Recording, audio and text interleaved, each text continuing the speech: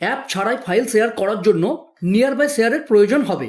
এটি আপনি আপনার মোবাইলে স্ক্রল ডাউন করে সোয়াইপ করে কিংবা কোনো কোনো মোবাইলে স্ক্রল আপ করে সোয়াইপ করলে পেয়ে যাবেন। যদি এভাবে না পান তাহলে এডিটে ট্যাপ করলে নিচে পেয়ে যাবেন। আপনার মোবাইলে যদি এরকম থাকে তাহলে লং প্রেস করে ড্র্যাগ অ্যান্ড ড্রপ করে ছেড়ে দেবেন, আর যদি এরকম প্লাস সিম্বল থাকে তাহলে প্লাসে ট্যাপ করে ডান করে দেবেন। আর এভাবেও যদি না পান তাহলে মোবাইলের সেটিংসে গিয়ে মোবাইলটির অপারেটিং সিস্টেমকে আপডেট করে নেবেন, তাহলে অবশ্যই পেয়ে যাবেন। ফাইল শেয়ার করার জন্য দুটি মোবাইলেই কিন্তু নিয়ার বাই শেয়ার থাকতেই হবে। এরপর যে ফাইলগুলি শেয়ার করতে চাইছেন ওইগুলি সিলেক্ট করে হয় উপরে বা নিচে যেখানে সেন্ড বা শেয়ারের অপশান পাবেন সেটিতে ট্যাপ করবেন।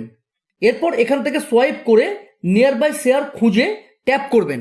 এখন আপনি যে ফোনেতে রিসিভ করতে চাইছেন ওই ফোনের নিয়ার বাই শেয়ারকে অন করে দেবেন। এরপর টার্ন অন করবেন, এরপর ওকে করবেন।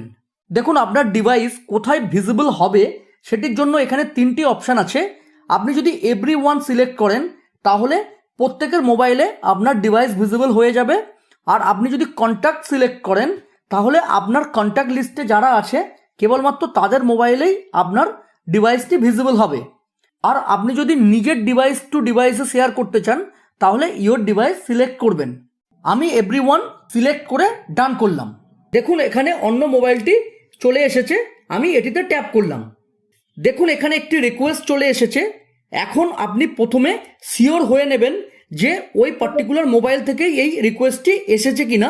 আর এটি দেখার জন্য এখানে দেখুন একটি পিন আছে, ওই পিনটি চেক করে নেবেন, কারণ অন্য কোনো মোবাইল থেকেও রিকোয়েস্ট আসতে পারে।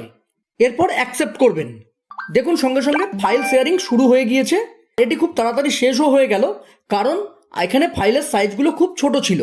এখন যদি আপনি কোনো বড় ফাইল শেয়ার করেন সেক্ষেত্রে একবার শেয়ারিং শুরু হয়ে গেলে আপনি যদি আপনার নিয়ার বাই শেয়ারকে অফ করেও দেন সেক্ষেত্রেও কিন্তু আপনার শেয়ারিংটি কমপ্লিট হবে।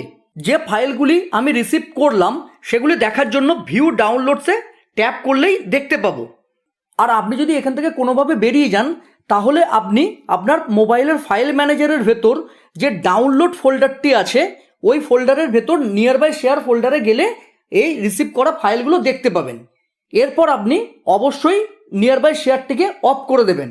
শেয়ারিং কমপ্লিট হয়ে গেলে আপনি আপনার মোবাইলের ব্লুটুথ ও লোকেশন অফ করে দেবেন, কারণ আমরা যখন নিয়ার বাই শেয়ার অন করি তখন এ দুটি অটোমেটিক্যালি অন হয়ে যায়। এই ভিডিওতে আপনারা দেখলেন আমরা কোনো অ্যাপ ছাড়াই কত সহজে যে কোনো ফাইল ট্রান্সফার করতে পারি।